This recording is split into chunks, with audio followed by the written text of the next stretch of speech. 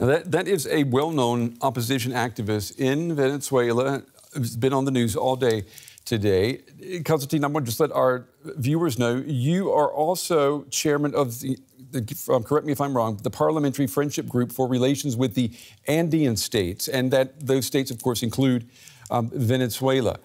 Is the European Union, is it doing what it should right now to support the people of Venezuela? Well, the European Union needed a couple of days to find a common position on Venezuela, and then they agreed that the common position would what do you say about that, the fact that it took several days? I mean, Manfred Weber was here with us yesterday and talking about that, and he said it was really almost shameful that it took so long to come up with a position. He's right. It's always been one of the problems of the European Union that there's no common foreign policy, that the different foreign ministers of member countries of the European Union express their own view, and then you have the European view a few days later. But at least there is a European position right now, and the European position is there have to be presidential elections in Venezuela called within the next 8 days.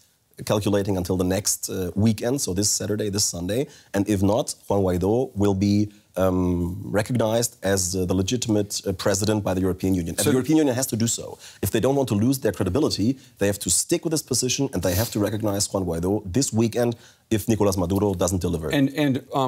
Well, their critics are saying that the EU is putting an ultimatum.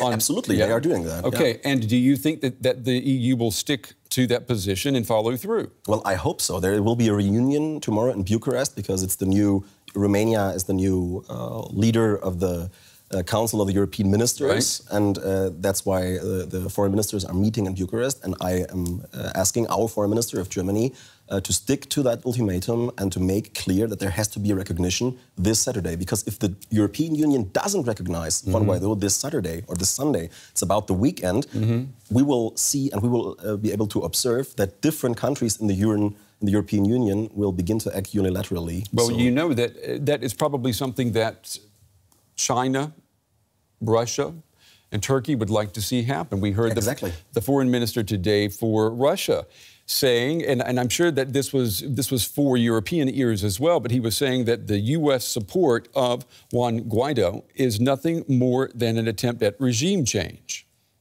Well, the regime can only be changed by the Venezuelan people. It's not the United States, it's not the European Union that will decide on the future of Venezuela. It has to be decided in Venezuela, but we have to see that this is not a merely national crisis. 5,000 people are leaving Venezuela every day.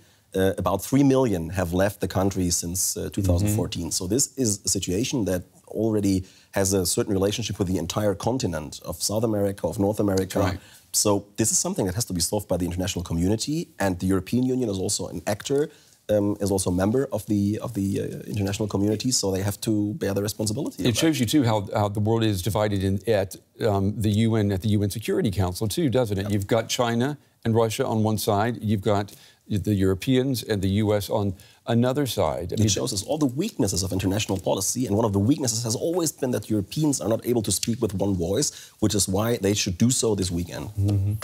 Constantine Kula, as always, it's good to get your insights. We appreciate you stopping in tonight. Thank you.